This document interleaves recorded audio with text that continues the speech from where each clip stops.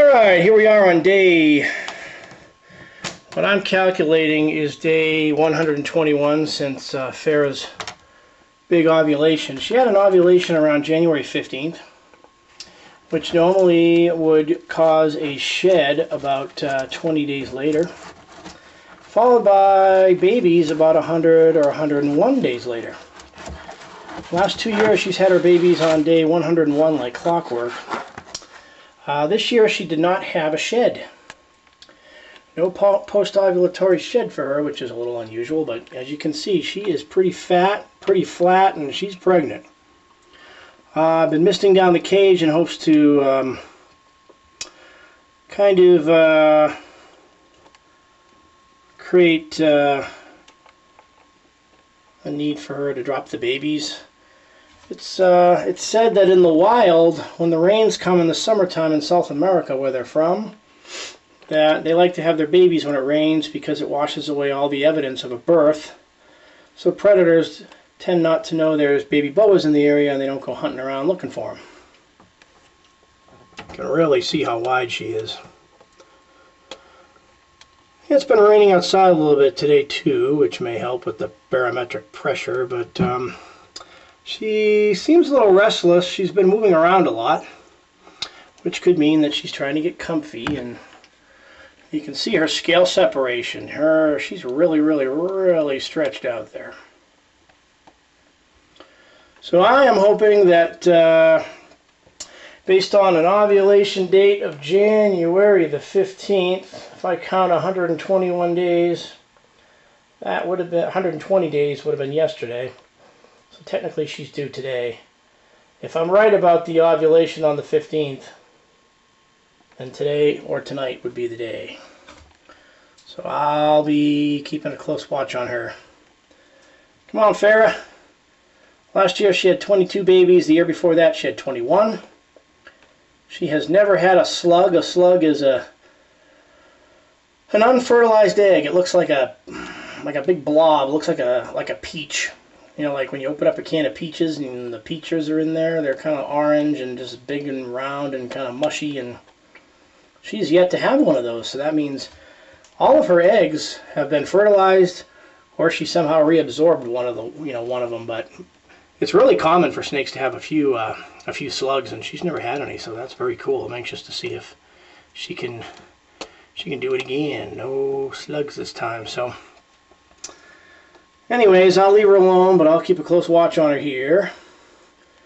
She unfortunately is in at the top of the cage stack here, so I can't keep this camera on her at all times. So darn it.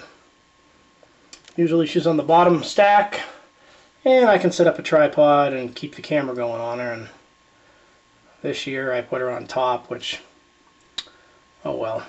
So we shall see if I can catch a live birth here if I continue to keep coming in every so often. Alright, well, we'll take a look at the proud father-to-be now. His name is Clint, and he's about 3 years old now? 3 or 4 anyway. Anyway, she's a super salmon, dominant salmon. Here's Clint. He is a salmon.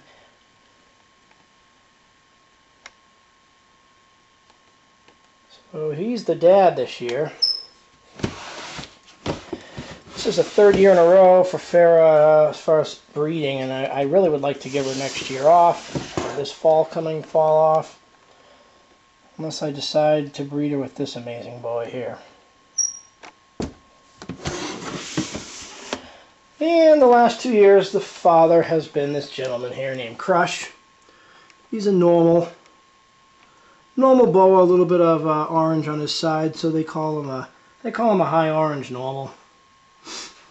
I did keep some of the babies from last year. Actually, I only kept one. Where is it? It's over here now. But she throws really nice babies. She's got amazing color.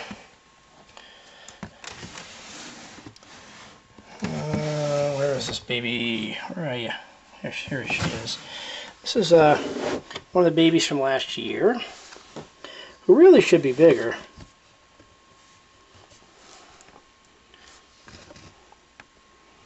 For almost a year old, she was born June 10th.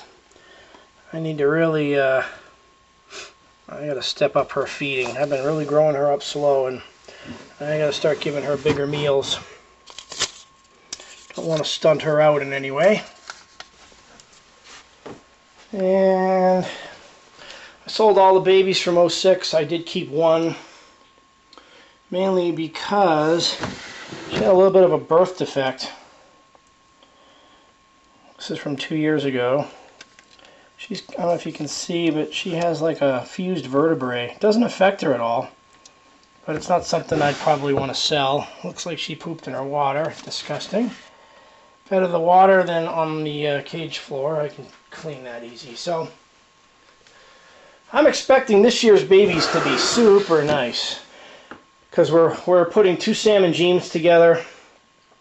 They have the Farrah and Clint actually had the same dad? Same dad. Super Salmon dad, different moms. Farrah had an orange tail for a mom, and Clint had a pastel. So these should be pretty clean, pretty nice animals that come out of this breeding. So I'm just going to kind of keep checking this on a regular basis. And maybe I'll get lucky and come in and catch her right as she starts to give birth. There's the cage stack.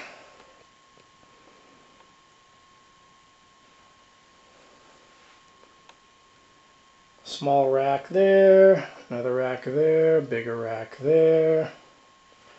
So, oops, snake room's a little bit messy. I've been doing some house cleaning and rearranging here. So, alright, that's all for now. But last year she had her babies around 5:30 p.m. And the year before she had them at 11:30 in the morning. So we'll see.